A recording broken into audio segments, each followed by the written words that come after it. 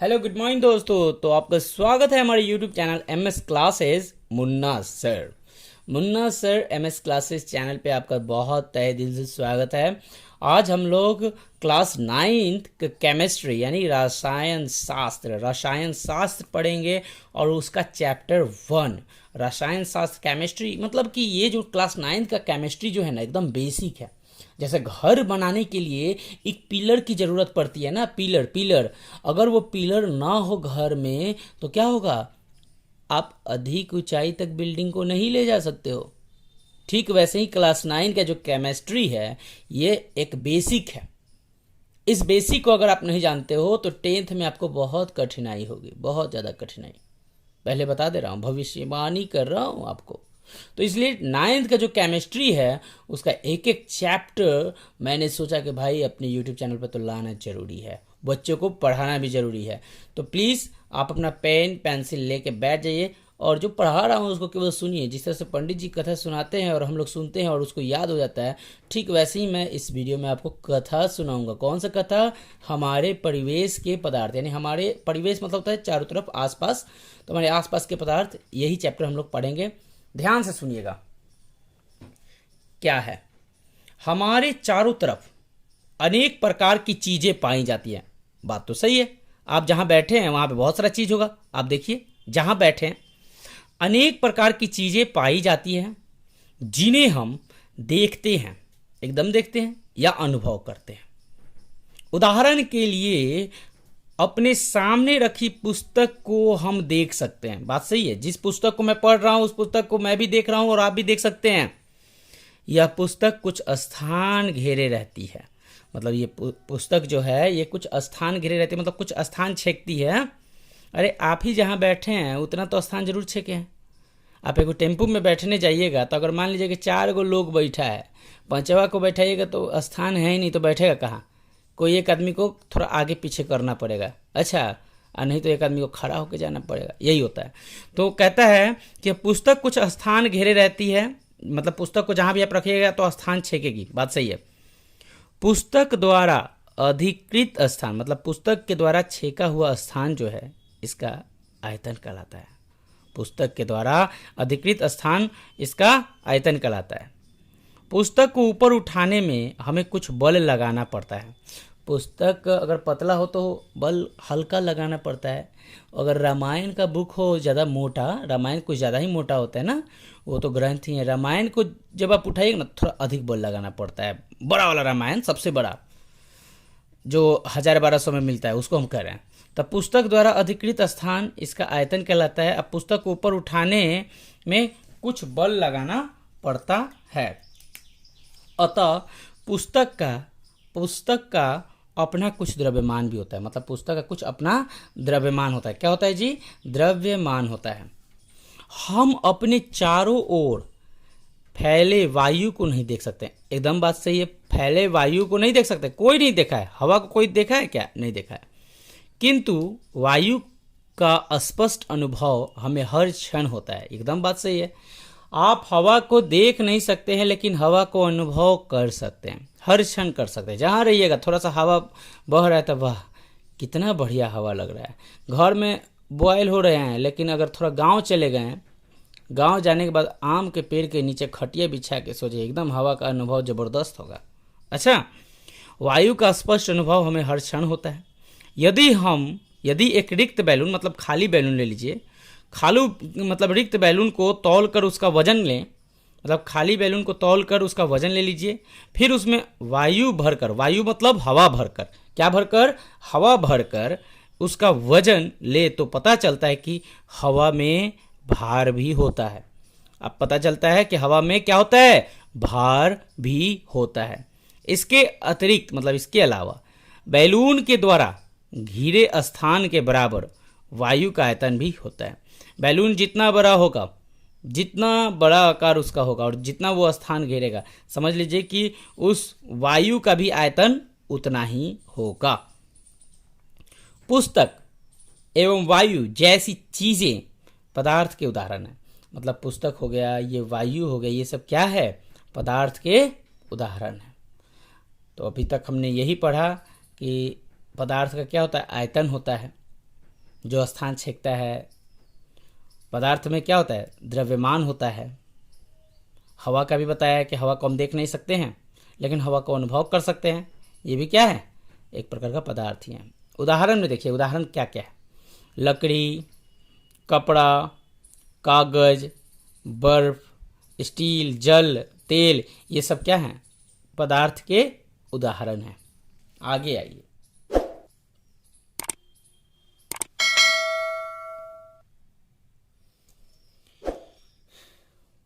किसी वस्तु को एक स्थान से दूसरे स्थान पर लाने अथवा ले जाने के लिए, किसी वस्तु को एक स्थान से दूसरे स्थान पर लाने अथवा ले जाने पर कुछ बल का प्रयोग करना पड़ता है। बात तो सही है। कोई वस्तु है, एक स्थान से दूसरे स्थान आपको ले जाना है, तो क्या करना पड़ता है, बल का प्रयोग करना पड़ता है। किस चीज़ का, तो बल का प्रयोग करना पड़ता है।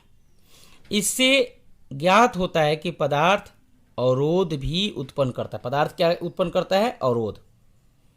जैसे जमीन से पत्थर का टुकड़ा उठाने के लिए हमें थोड़ा बल का प्रयोग करना पड़ता है। जमीन से पत्थर का एक टुकड़ा उठाने के लिए आपको क्या करना पड़ता है, बल का प्रयोग। गेहूं का तो दाना है नहीं कि तुरंत जाएंगे उंगली से उठा लेंगे, पत्थर है भाई, पत्थर को उठाइएगा तो थोड़ा बल लगाना पड़ेगा। अतः पदार्थ को निम्नलिखित प्रकार से परिभाषित कर सकते हैं। अब देखिए, इतना जो चीज आप पढ़े, आपने ये भी पढ़ा कि पदार्थ अवरोध उत्पन्न करता है। अवरोध कैसे उत्पन्न करता है, ये मैं आपको समझा दूं जरा। ये देखिए, ये ब्लैंक पेज आपके पास दिखा दिया। अब मान लीजिए कि ये वो बक्सा है रखा हुआ, ये बक्सा है, ये बक्सा है ना जी। अब इस बक्सा को यहाँ है, देखिए हमारा ड्राइंग बड़ी खराब है, बड़ी खराब, कहिए मत, हमारा ड्राइंग तो खराब है, पूछिए मत। और देखिए यही बउआ पूरा धक्का लगाएंगे, पूरा धक्का लगाएंगे, इधर से थोड़ा अधिक फोर्स लगाएंगे तब बक्सा एक स्थान से दूसरा स्थान जाएगा। अगर बक्सा में ज़्यादा फोर्स नहीं लगाएंगे तो बक्सा एक स्थान से दूसरे स्थान नहीं जाएगा। तो पहले ये फोर्स जब लगाएंगे ना, तो यहाँ पे क्या होगा कि बक्सा थोड़ा सा भी नहीं घसकेगा। और थोड़ा सा फोर्स, मान लीजिए कि एगो और भाई साहब आ गए, दोनों आदमी मिलकर जब धक्का देगा तो ये बक्सा बड़ी जल्दी घसक जाएगा। तो जानते हैं, ये अकेले जब ये धक्का दे रहा था तो बक्सा आगे नहीं खिसक रहा था। क्यों? क्योंकि ये बक्सा जो था ये अवरोध उत्पन्न कर रहा था। क्या उत्पन्न कर रहा था? अवरोध। अब वही दो आदमी जैसे मिला है और जब धक्का दिया तो बक्सा थोड़ा सा आगे खिसक के यहां से यहां पे आ गया। तो यहां पे आया तो यानी कि क्या हुआ, अवरोध उत्पन्न जो कर रहा था, थोड़ा फोर्स अधिक लगाएं तो क्या हुआ, हमारा बक्सा एक स्थान से दूसरे स्थान हो गया। अब पहले क्यों नहीं खिसक रहा था? क्योंकि अवरोध उत्पन्न कर रहा था। आप सोफा उफा हटाइएगा ना तो अकेले हटाइएगा तो नहीं हटेगा। सोफा हो गया, अलमीरा को हटाइएगा, अलमीरा अकेले नहीं हटेगा, थोड़ा धक्का देना पड़ेगा। अच्छा चलिए, ये समझ में आ गया अवरोध उत्पन्न करना। अब हम उसके डेफिनेशन के बारे में समझेंगे।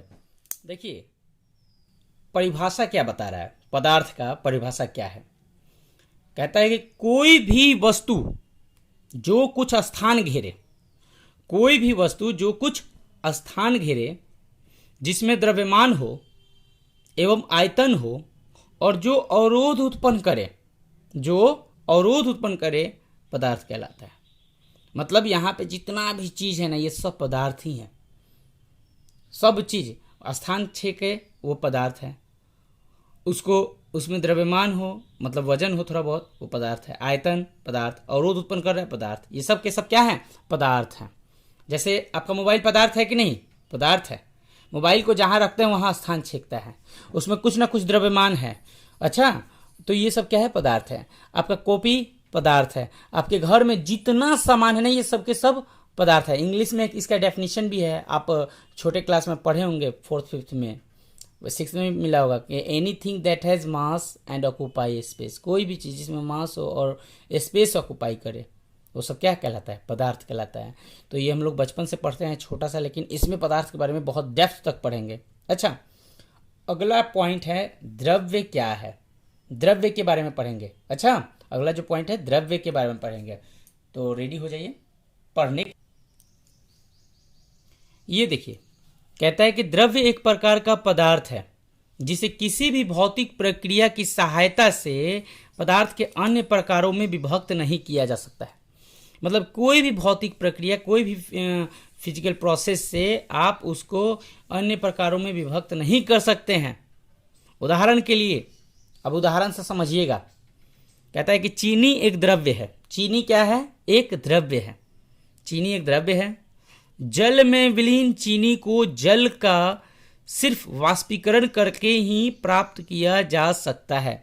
जैसे चीनी को पानी में मिला दीजिए, अब पानी में मिला के उसको वाष्पीकृत करा के, मतलब कि थोड़ा गैस उस पर रख के उसको ऐसे कीजिए कि सब पनियाँ उड़ जाए भाप बन के। जब सब पानी भाप बन के उड़ जाएगा तो चीनी को जल का सिर्फ वाष्पीकरण करके ही प्राप्त किया। जब चीनी का सारा जल जितना है वो भाप बन के उड़ जाएगा तो क्या बचेगा? जो बचेगा वो सब चीनी होगा। अच्छा, तो ये बोला है कि द्रव्य एक प्रकार का पदार्थ है जिसमें किसी भी भौतिक प्रक्रिया की सहायता से पदार्थ के अन्य प्रकारों में विभक्त नहीं किया जा सकता है। उदाहरण के लिए चीनी एक द्रव्य है। चीनी क्या है? एक द्रव्य है। जल में विलीन मतलब जल में मिला हुआ चीनी को जल का सिर्फ वाष्पीकरण करके ही प्राप्त कर सकते हैं। जल का वाष्पीकरण करके आप उसको प्राप्त कर सकते हैं। वाष्पन के फलस्वरूप मतलब वाष्पन होने के बाद चीनी और मूल चीनी, चीनी जो चीनी आप वाष्पीकरण करके प्राप्त किए हैं वो चीनी, और जो मूल चीनी होता है जिसको आप अभी जल में नहीं मिलाए हैं, दोनों में कोई अंतर नहीं होगा।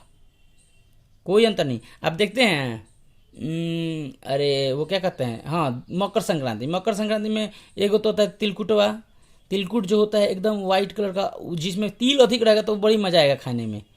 एकदम भस जैसे मुंह में डालिए पट से गलिए जाएगा। जिसका एगो दूगो नतवा टूटा होगा उसके भी मुंह में टप से चला जाएगा। लेकिन कोई ऐसा इंसान जिसका मतलब कि दांत सब अच्छा है, खूब बढ़िया दांत है, उसको अगर ये चीनी वाला तिलकुटवा मिल जाएगा, तो सस्ता पड़ता है, तो काटेगा तो लगेगा कि चीनी खा रहा है। तिलकुट का तो मज़े नहीं मिलेगा। तो बनने के बाद भी चीनी के जैसा ही लगेगा। समझ में है ना? तो यही बोला है कि वाष्पन के फलस्वरूप प्राप्त चीनी और मूल चीनी में कोई अंतर नहीं होगा। अतः चीनी एक द्रव्य है। चीनी क्या है? एक द्रव्य है जो सरल भौतिक विधि से अपने अवयवों में विभक्त नहीं होता है। चीनी क्या है? एक द्रव्य है। अच्छा, इसी प्रकार सोडियम क्लोराइड मतलब नमक क्या है? एक द्रव्य है। इसको भी पानी में डाल दीजिए, पानी को वाष्पीकृत कर दीजिए, उसके बाद जो बचेगा उसको मुंह में डालिए, नमकीने लगेगा। क्या है? नमक है। तो sodium chloride NaCl, sodium chloride भी क्या है? एक द्रव्य है। सोडियम क्लोराइड को मतलब कि जो उसका फॉर्मूला होता है क्या होता है? NaCl। Na हो गया सोडियम और Cl हो गया क्लोराइड। चूना पत्थर, ये सब क्या है? द्रव्य के उदाहरण है। चूना भी द्रव्य है, चूना पत्थर भी द्रव्य है। ये सब द्रव्य के उदाहरण। इसके विपरीत में आप आइए, दूध हो गया। दूध क्या है? शुद्ध द्रव्य नहीं है। दूध जो है प्योर द्रव्य नहीं है, शुद्ध द्रव्य नहीं है, क्योंकि यह जल, वसा और प्रोटीन आदि का क्या है? मिश्रण। दूध किस चीज़ का मिश्रण है भैया? जल, वसा किसको कहते हैं? फैट। दूध में फैट होता है ना, भैंस के दूध में पूरा फैट होता है। कहता है ना कि भैंस के दूध का दही जमा दीजिए, दीवार पर मार दीजिए तो चपक जाएगा। अच्छा, एक आदमी तो हमसे कह रहा था इसी बात पर कि हमारा तो एगो दूध आया था एक जगह से कि उसका हम दही जमाए तो छत पर से गिरा रहे थे तो गिर ही नहीं रहा था। मैंने, महाराज आपका दही कैसा था जी, इतना हार्ड दही? तो हाँ, तो देखिए क्या कहता है कि इसके विपरीत शुद्ध द्रव्य नहीं, क्योंकि यह जल, वसा और प्रोटीन का आदि का मिश्रण। दूध जो है किस चीज़ का मिश्रण है? उसमें जल होता है, वसा होता है, फैट और प्रोटीन, इन सब का मिश्रण है। इस प्रकार समुद्र का जल, मिट्टी, खनिज, कोयला आदि भी मिश्रण है। ये सब क्या है? समुद्र का जल नमकीन होता है। समुद्र का जल कैसा होता है? नमकीन होता है। प्रोटीन जो है वो भी क्या है? प्रोटीन आदि का, ये सब चीज़ का क्या है? मतलब कि मिश्रण है। अब देखिए, समुद्र का जल हो गया, मिट्टी हो गया, मिट्टी भी एक तरह से मिश्रण ही है, उसमें भी बहुत सारा चीज़ होता है, खनिज, कोयला। अच्छा, ये सब शुद्ध द्रव्य नहीं है। कोई पूछेगा कि कोयला शुद्ध द्रव्य है? नहीं, शुद्ध द्रव्य नहीं है। मिट्टी शुद्ध द्रव्य है? शुद्ध द्रव्य नहीं है।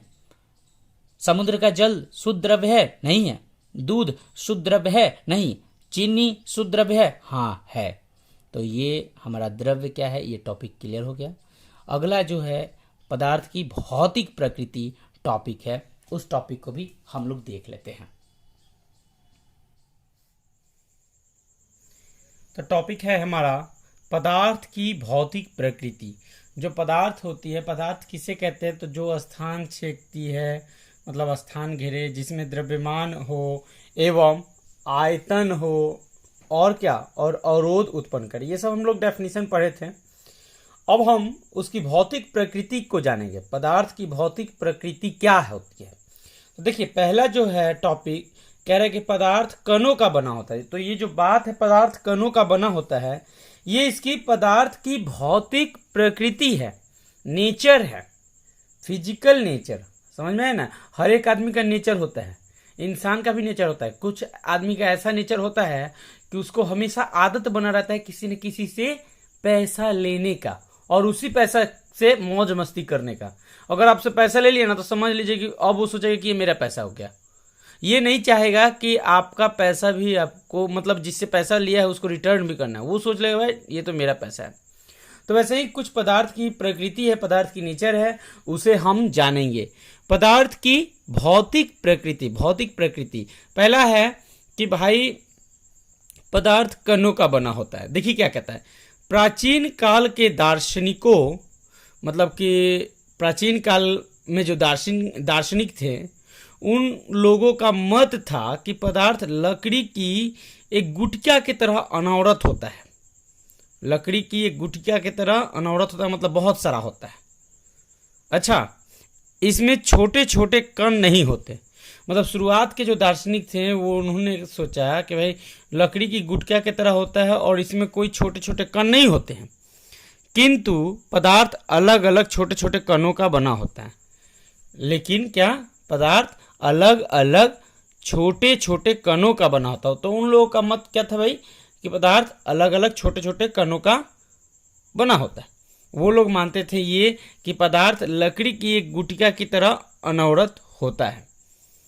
अब हम देखेंगे, देखिए ये कार्यकलाप कह रहा है, कुछ एक्टिविटी है। इस एक्टिविटी को अगर हम लोग देखते हैं तो उससे क्लियर हो जाएगा। एक्टिविटी हम लोग देखेंगे। कहता है कि एक बीकर में आधा जल भर लें। मतलब एक ये देखिए ये बीकर है, ऐसे बीकर में आप आधा जल भर लीजिए और बीकर में जल का स्तर चिन्हित करें। अब ये बीकर में जल का स्तर आप देख लीजिए, मतलब बीकर में जल जितना होगा उस जल को के स्तर को चिन्हित कर लीजिए। अब इस जल में थोड़ी सी चीनी डालें और कांच की छड़ की सहायता से उसे चलाकर घुला दें। कहने का मतलब सिंपल कि जिस बीकर में आप जल डाले हैं और जल जहाँ तक है उसको तो आप चिन्ह कर लीजिए कि भाई जल यहाँ तक है, ये लेवल है। अच्छा, जैसे ये इसमें देखिए जल यहाँ तक है, ये जल का लेवल हो गया। उसके बाद उसमें क्या कीजिए कि चीनी मिला दीजिए और चीनी मिलाने के बाद घुला दीजिए। उसमें क्या कीजिए कि वो चला दीजिए, चला दीजिए ताकि चीनी पानी में पूर्ण रूप से मिल जाए। आप देखेंगे कि चीनी जल में लुप्त हो गई है। आप ये देखिएगा कि चीनी जो है जल में मिल गई है। अच्छा, किंतु बीकर में जल का स्तर अपरिवर्तित रहता है। बीकर में जल का स्तर अपरिवर्तित यानी कि उसमें कोई परिवर्तन नहीं हुआ है। मान लीजिए कि वो गिलास में पानी आप ले लिए 250 ग्राम, उसमें चीनी 50 ग्राम तक मिला दिए और मिलाने के बाद आप पूरा जब मिला दिए तो चीनी तो मिल गया। तो मान लीजिए 250 ग्राम आपका पानी है एक गिलास में और 50 ग्राम उसमें चीनी डाल दिए, तो आप देख रहे हैं कि भाई जल का स्तर ऊंचा हुआ है कि नहीं। तो जल का स्तर कोई ऊंचा नहीं हुआ है, जल के स्तर में कोई परिवर्तन नहीं आया। तो यही कह रही है कि जल का स्तर अपरिवर्तित रहता है। जरा पता करें कि चीनी कहाँ लुप्त हो गया। अब ये कह रहे हैं कि आप तो नहीं पता कीजिए कि चीनिया कहाँ चला गया। वो मिस्टर इंडिया बन के कहीं गायब तो नहीं ना हो गया। पानी में आप डालें चीनी को, अंदर जाके वो मिस्टर इंडिया बन के निकल तो नहीं गया। ऐसा कुछ नहीं है। वस्तुतः पदार्थ की संरचना अनवरत नहीं होती, बल्कि यह कणों की बनी होती है। पदार्थ किस चीज की बनी होती है? कणों की बनी होती है। ये हमेशा याद रखिएगा। पदार्थ किस चीज की बनी होती है? कणों की बनी होती है। चीनी में अनेक अलग अलग कण होते हैं। इसी प्रकार जल भी अलग अलग कणों का बना होता है। चीनी में अलग अलग कण होते हैं। अच्छा, तो जल में भी अलग अलग कणों का बना होता है। जल भी किस चीज का बना होता है? अलग अलग कणों का।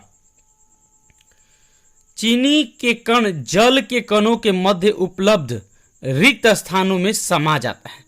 चीनी का जो कण होता है क्या होता है?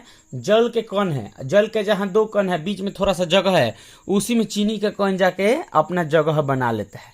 बारात उरात में जाते होंगे तो देखते होंगे पूरा ठंडा एकदम पड़ रहा है और ठंडा पड़ रहा है, पूरा आप कांप रहे हैं, कटकटा रहे हैं। देखेंगे कि थोड़ा सा भी कहीं जगह है ना, थोड़ी सा भी खाली, गोरथारियों थोड़ी सा जगह खाली है, मतलब पैर के पास, तो वहां भी घुस जाइएगा, रजाई ऊपर से चढ़ा लीजिएगा, मतलब जहाँ खाली जगह हो जाएगा वहाँ भर दीजिएगा। तो वैसे ही हम आपको बता दे रहे हैं कि जो पानी है वो पानी भी एक छोटे छोटे कणों से बना है, और उस कण के बीच रिक्त स्थान है, मतलब खाली स्थान। जैसे हई पानी का दूगो कण हुआ, हई दूगो कण, इसके बीच में खाली स्थान हुआ। अब चीनी का कण इसी जगह पर आके घुस जाएगा, इसी जगह पे आके अपना जगह बना लेगा। अब वो क्या किया, चीनी का कण उसको फिक्स कर दिया, जो जगह खाली था उस जगह को भर दिया। तो कहता है कि चीनी में अनेक अलग अलग कण होते हैं, इसी प्रकार जल भी अलग अलग कणों का बना होता है। और चीनी के कण जल के कणों के मध्य, मतलब जल के कणों के बीच उपलब्ध रिक्त स्थानों में समा जाते हैं।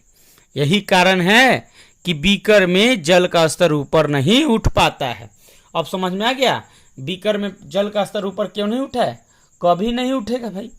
चीनी के कण कहाँ समा गया?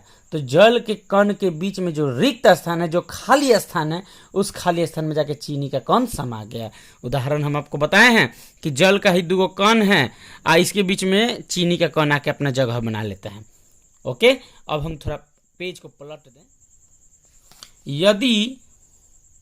यदि चीनी की संरचना अनवरत होती तो लकड़ी के गुटिका की तरह चीनी भी अपने आयतन के बराबर जल को विस्थापित कर देती, जिससे जल का स्तर ऊपर उठ जाता। अब समझ में आ गया ना? ये क्या कर रहा है कि यदि चीनी की संरचना अनवरत होती, मतलब कि उसकी जो संरचना बहुत सारी होती, तो क्या करती कि लकड़ी के गुटिका के तरह चीनी भी अपने आयतन के बराबर जल को विस्थापित कर देती, जिससे जल का स्तर ऊपर उठ जाता है। अरे आप एक जब यही बात है लकड़ी के गुटके, तो हम आपको बता दे रहे हैं। चीनी तो घुल के पानी में जाके मिल गई। आप अगर कहीं पानी है उसमें पत्थर डालते रहेंगे तो पानी का स्तर उठ जाएगा। जानते हैं क्यों उठ जाएगा? क्योंकि पत्थर जाकर उसमें मिलेगा नहीं, मिक्स नहीं होगा। पत्थर उसमें जाकर मिक्स नहीं होगा। चीनी जो है वो क्या हुआ, जाकर मिक्स हो गया। अच्छा, अब अगला जो हमारा पदार्थ की जो भौतिक प्रकृति है वो ये है कि कहता है कि भाई पदार्थ के कण अत्यंत सूक्ष्म होते हैं। पदार्थ के कण बहुत छोटे छोटे होते हैं, बहुत सूक्ष्म होता है। तो ये सूक्ष्म जो होता है इसके बारे में जरा हम लोग पढ़ लेते हैं।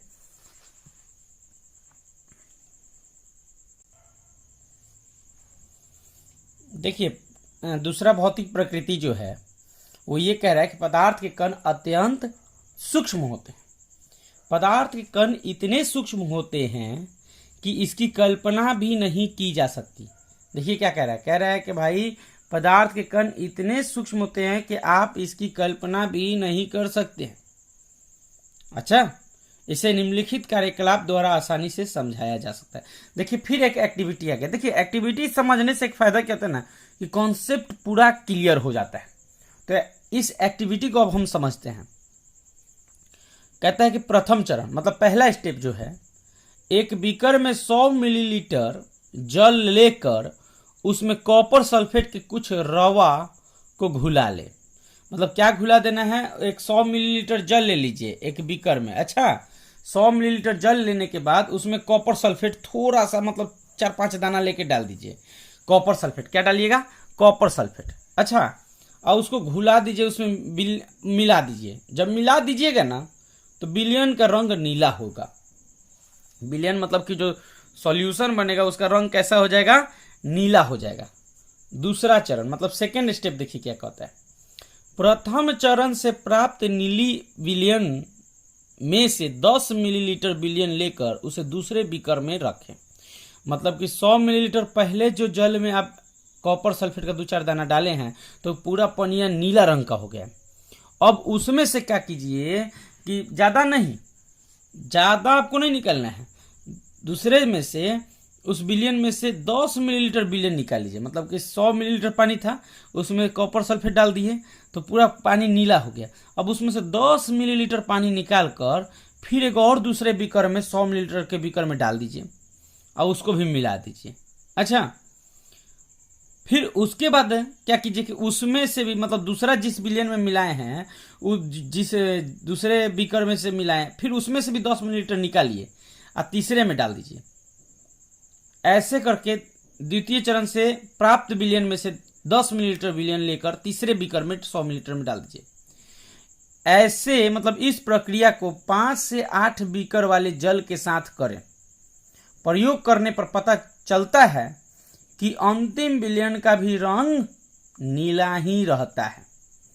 यद्यपि विलयन का रंग का गाढ़ापन क्रमशः घटता जाता है, अतः यह कार्यकलाप दर्शाता है कि कॉपर सल्फेट के कुछ ही रवे, मतलब कॉपर सल्फेट के किस चीज के, तो कॉपर सल्फेट के CuSO4 के, तो कॉपर सल्फेट के रवे कुछ रवे जल के अधिक से अधिक आयतन को क्या बना सकता है, रंगीन बना सकता है। ऐसा तभी संभव है जब कॉपर सल्फेट के एक छोटे से रवे में लाखों करोड़ों सूक्ष्म कण उपस्थित हो। मतलब एक छोटे से रवे में कितने कण उपस्थित हो, लाखों करोड़ों कण उपस्थित होगा तभी जाके होगा। जैसे ये देखिए यहाँ पे पिक्चर दिया हुआ है, यही तो एक्टिविटी है। बोल दिया कि भाई 100 मिलीलीटर ये जल ले लिए। 100 मिलीलीटर जल लेकर इसमें क्या कर दीजिए कि 100 मिलीलीटर जल में क्या कीजिए कि 2-3 दाना, मतलब कि कॉपर सल्फेट का रवा, मतलब वो जैसे बालू का रवा देखते हैं, मतलब वैसे कॉपर सल्फेट का 2-3 रवा लेके 100 मिलीलीटर पानी में डाल दीजिए, तो पूरा पनिया क्या हो जाएगा, नीला रंग का हो जाएगा। पूरा पनिया कैसा हो जाएगा, नीला रंग का होगा। अब इसमें से कुछ मत कीजिए, इसमें से 10 मिलीलीटर पानी निकालिए और निकाल कर फिर बगल वाले बीकर में डालिए और उसको भी पूरा मिला दीजिए। तो मिलाइएगा तो जानते हैं क्या होगा, जैसे ये पूरा नीला था ऐसे ये भी बीकर में का सारा पनिया क्या हो जाएगा, नीला हो जाएगा। अब ये भी नीला हो गया, लेकिन हाँ एक अंतर दिखेगा। जो पहले वाले में आप कॉपर सल्फेट डाले थे, इसका जो पानी नीला हुआ था तो ये पूरा गाढ़ा होगा, पूरा गाढ़ा। अच्छा, इसी में से ना 10 मिलीलीटर निकाल के इसमें मिलाएं तो ये हल्का गाढ़ा होगा, हल्का, लेकिन नीला कलर इसका भी होगा। उसके बाद इसी में से 10 मिलीलीटर पानी निकाल के बगल वाले जो बीकर है उसमें डाल दीजिए, ये भी नीला हो जाएगा लेकिन हल्का नीला होगा।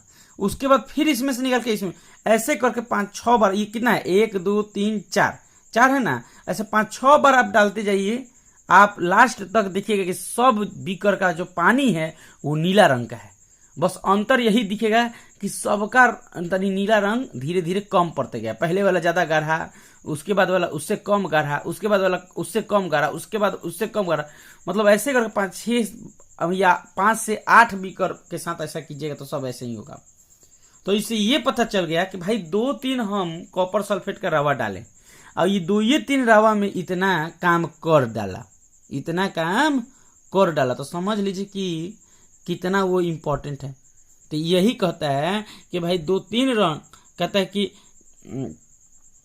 ऐसा तभी संभव है जब कॉपर सल्फेट के एक छोटे से रवे में लाखों, मतलब एक छोटा सा रवा आप निकाल के कॉपर सल्फेट का रखते हैं तो उसमें समझ लाखों करोड़ों सूक्ष्म कण उपस्थित होता है। कितना कण, लाखों करोड़ों सूक्ष्म कण उपस्थित होता है, तभी जाके ऐसा संभव है।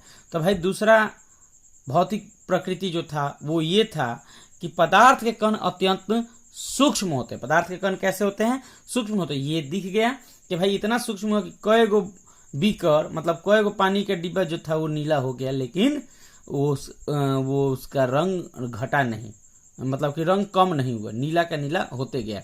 एगो में डालें तो वो पूरा नीला हुआ, उसमें से पानी निकाल के दूसरे में मिला वो भी नीला हो गया, इसमें से फिर पानी निकाल के दूसरे में मिला ये भी नीला। तो ये बता रहा है कि भाई पदार्थ के कण जो होते हैं बहुत सूक्ष्म होते हैं। ये हमारा दूसरा मतलब टॉपिक कंप्लीट हो गया। अब देखिए तीसरा भौतिक प्रकृति हम लोग देखेंगे। तीसरा क्या है, तीसरा जो मतलब भौतिक प्रकृति का जो गुण है वो देखिए क्या है। कहता है कि पदार्थ के कण अनवरत गतिशील होते हैं। मतलब जो पदार्थ का कण होता है वो हमेशा गतिशील होता है, मतलब गतिशील में रहता है, वो गति करते रहता है। तो कहता है कि पदार्थ के कण स्थिर नहीं रहते। पदार्थ का जो कण है वो स्थिर नहीं रहते बल्कि हमेशा गतिशील रहते हैं। पदार्थ के कण क्या होते हैं, हमेशा गतिशील रहते हैं। इसे निम्नलिखित कार्यकलाप द्वारा समझा। देखिए हर चीज बता दे रहा है, उसके बाद कार्यकलाप कर रहा है कि भाई ये एक्टिविटी से आप समझ लीजिए कि पदार्थ का कण गतिशील होता है। कहता है कि अगरबत्ती की एक सलाई इंसेंस स्टिक कमरे के एक कोने में रख दें। कुछ दूरी से इस अगरबत्ती की गंध को हम महसूस नहीं कर सकते हैं। अगरबत्ती लेके आप रख दीजिए कमरा में, एक जगह कहीं रख दीजिएगा और बैठे रहिएगा, तो आप कुछ दूरी चली जाइएगा ना तो उसका गंध आपको नहीं मिलेगा। जैसे आप अपने रूम में रख दीजिए, द्वार पर जाकर बैठ जाइए, मतलब रूम में रख दीजिए, घर से बाहर आके बैठ जाइए, आपको उसका गंध कुछ मिलने वाला नहीं है। अच्छा, तो क्या बोला है कि अगरबत्ती कि एक सलाई कमरे में एक कोने में रख देने पर कुछ दूर अगर आप जाके बैठ जाते हैं तो उसका गंध आप गंध का महसूस नहीं कर सकते। हाँ, उसके निकट जाने पर गंध अवश्य महसूस होगा, चाहे होगी।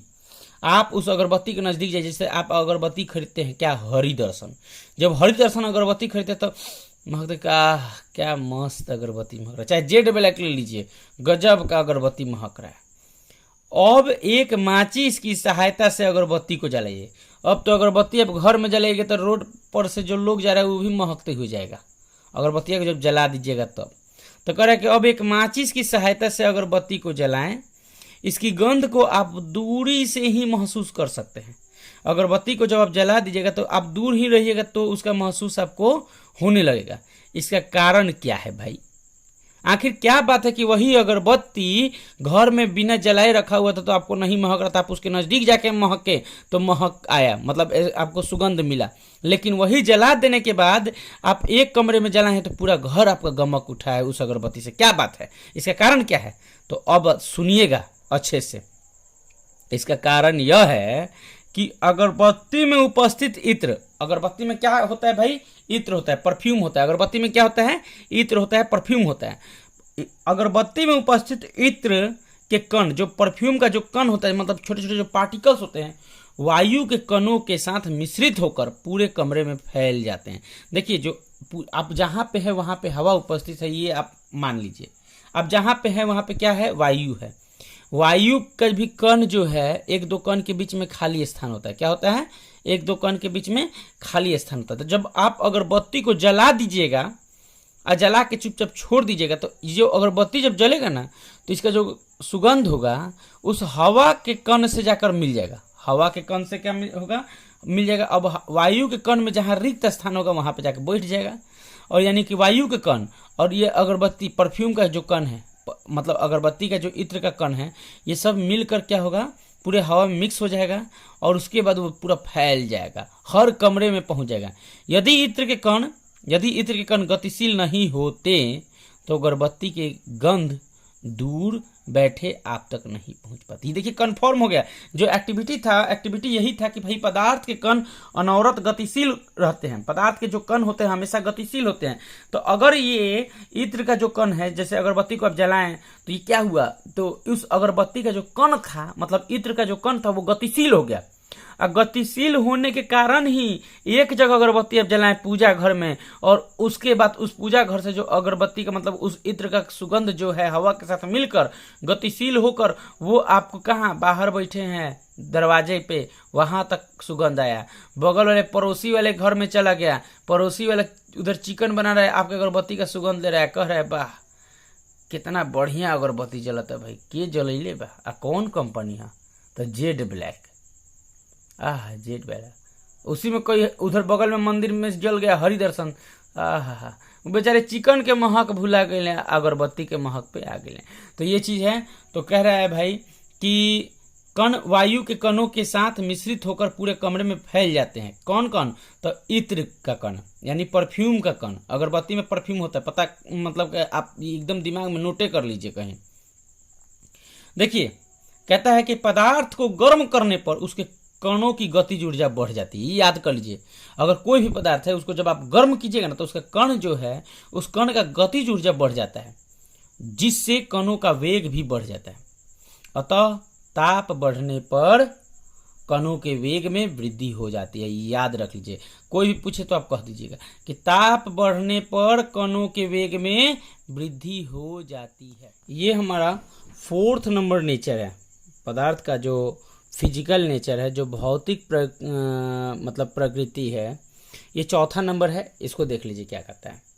कहता है कि पदार्थ के कण एक दूसरे को आकर्षित करते हैं। जो पदार्थ के कण होते हैं वो क्या करते हैं?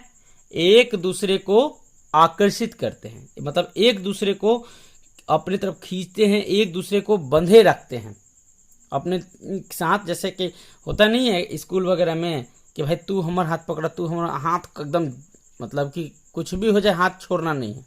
तो वैसे ही देखिए क्या कहता है कि पदार्थ के कण एक दूसरे को आकर्षित करते हैं। जो पदार्थ होता है उसके जो अंदर जो कण होते हैं, छोटे छोटे कण, पार्टिकल्स, वो छोटे छोटे कण जो है एक दूसरे को क्या करता है, पकड़ के रखता है। अब समझते हैं कि पदार्थ के कणों के बीच एक प्रकार का आकर्षण बल कार्यरत रहता है। मतलब पदार्थ का जो कण है उसके बीच एक आकर्षण बल होता है, याद रख समझ लीजिए, आकर्षण बल, जिसे अंतरा आणुक आकर्षण बल कहते हैं। जिसे क्या कहते हैं, अंतरा अणुक आकर्षण बल। अंतरा अणुक आकर्षण बल इंग्लिश में बोले तो इंटरमॉलिक्यूलर फोर्स ऑफ अट्रैक्शन। क्या बोलते हैं उसको, इंटरमॉलिक्यूलर फोर्स ऑफ अट्रैक्शन बोलते हैं। इसी बल के कारण पदार्थ के कण एक साथ बंधे रहते हैं। जो ये बल है, इसी बल के कारण पदार्थ के कण क्या होते हैं, एक साथ बंधे रहते हैं। इस बल की सामर्थ्य विभिन्न पदार्थों में भिन्न भिन्न होती है। मतलब देखिए, कहने का मतलब सिंपल है कि जो पदार्थ के कण हैं उसके अंदर एक आकर्षण बल होता है जिसको बोलते हैं अंतरा आणुक आकर्षण बल। पदार्थ के कण के अंदर क्या होता है, मतलब कि जो पदार्थ के जो कण हैं उन कणों के बीच में कौन सा बल होता है, अंतरा आणुक आकर्षण बल, इंटरमॉलिक्यूलर फोर्स ऑफ अट्रैक्शन। और इसी बल के कारण पदार्थ के कण जो है एक साथ बंधे रहते हैं। और इस बल के सामर्थ्य, मतलब इस बल का जो शक्ति है, जो स्ट्रेंथ है, विभिन्न पदार्थों में भिन्न भिन्न होता है। मतलब अलग अलग पदार्थों में अलग अलग तरीके से होता है। तो अगला जो ये उदाहरण है, इस उदाहरण में हम समझेंगे कि किस पदार्थ में आकर्षण बल अधिक होता है, मतलब अंतर आणुक आकर्षण बल उसके कणों के बीच अधिक होता है। कौन सा ऐसा पदार्थ है जिसका अंतर आणुक आकर्षण बल अधिक होता है। तो देखिए, पहला कहता है कि एक लोहे की कील ले लीजिए। क्या ले लीजिए, लोहे की कील। खड़िया का टुकड़ा ले लीजिए। खड़िया का टुकड़ा बोले तो चौक ले लीजिए, चौक का टुकड़ा। और ईंट का एक छोटा सा टुकड़ा ले लीजिए। इन तीनों पर अलग अलग हथौड़े से प्रहार कीजिए। मतलब कि देखिए, लोहा का कील है, उस पर एक हथौड़ी कस के दबा दीजिए। लोहा का कील रख दीजिए, एक हथौड़ी मारिए, ना मनबो, एक हथौड़ी उस पर लगा दीजिए। खड़िया का टुकड़ा मतलब कि चौक जो है उस पर भी एक हथौड़ी लगा दीजिए। और ईंट का एक टुकड़ा हाथ में रख रही, उस ईंट के टुकड़ा में भी एक हथौड़ी लगा दीजिए। मतलब तीनों पर एक एक हथौड़ी पीट दीजिए कस कस के। इन तीनों पर अलग अलग हथौड़े से प्रहार करें। आप पाएंगे कि सबसे पहले खड़िया का टुकड़ा चूर चूर हो जाता है। मतलब जो खड़िया का टुकड़ा है वो बहुत आसानी से क्या हो जाएगा, चूर चूर हो जाता है। ईंट का टुकड़ा थोड़ी कठिनाई से टूटता है। ईंट का टुकड़ा जो है वो कैसी टूटता है, थोड़ी कठिनाई से टूटता है। जबकि लोहे की कील को तोड़ना अत्यंत कठिन होता है। लोहे की कील को तोड़ना क्या होता है, अत्यंत कठिन होता है। इससे हम निष्कर्ष निकाल सकते हैं कि खड़िया के कणों के मध्य, मतलब कि चौक जो है ना, उस चौक के जो अंदर कण हैं, एक छोटे छोटे कण जो पार्टिकल्स हैं, उस कणों के बीच अंतरा आणुक आकर्षण बल सबसे कमजोर। तो सबसे कमजोर अंतरा आणुक आकर्षण बल किस में है, चौक में है। ईंट के कण पर जब आप ईंट पर मारिएगा एक हथौड़ी तो उतना टूटेगा नहीं। तो इससे ये पता चलता है कि भाई ये ईंट की कण आप जब इस तीनों पर पीट देते हैं, मतलब लोहे के कील पर एक हथौड़ी लगा दिए, खड़िया का टुकड़ा मतलब चौक के टुकड़े पे एक हथौड़ी लगा दिए, उसके बाद ईंट के टुकड़ा जो है उस ईंट के टुकड़ा पर एक हथौड़ी लगा दिए, इन सब पर एक एक हथौड़ी लगाएं, तो आप देखिएगा कि सबसे पहले जो चूर चूर होगा वो क्या होगा, चौक का टुकड़ा। जिस चौक से मैम पढ़ाती हैं, सर पढ़ाते हैं स्कूल में ब्लैक बोर्ड पर, उस चौक के टुकड़ा पर एक हथौड़ी लगेगा ना तो पूरा भुरकुस हो जाएगा, मतलब एकदम चुकनी चूर चकना चूर हो जाएगा। और ईंट का जो टुकड़ा है उस पर मारिएगा ना तो वो 2-3 टुकड़ा टूटेगा, बाकी और सब रह ही जाएगा, बड़ा बड़ा टुकड़ा टूट जाएगा। और कील पर मारिएगा तो उस पर कोई अंतर ही नहीं पड़ेगा। कील पर एक ही हथौड़ी नहीं 2-3 हथौड़ी मारिएगा तो भी कुछ अंतर नहीं पड़ेगा, तो चापुट हो जाएगा। अच्छा, तो इससे आप क्या सीखें, इससे हम निष्कर्ष निकाल सकते हैं, मतलब इससे हम ये सीख सकते हैं कि खड़िया के कणों के मध्य अंतर आणुक आकर्षण बल सबसे कमजोर होता है, सबसे कमजोर होता है, जबकि ईंट के कणों के मध्य यह बल थोड़ा मजबूत होता है। मतलब चौक में सबसे कमजोर होता है, ईंट में थोड़ा सा मजबूत होता है, और लोहे के कील में यह अंतर आणुक आकर्षण बल सबसे अधिक मजबूत होता है। तो ये सब बात जो है ना आप अपने माइंड में याद करके रखिएगा कि भाई सबसे अधिक अंतर आणुक आकर्षण बल किस पदार्थ में होगा।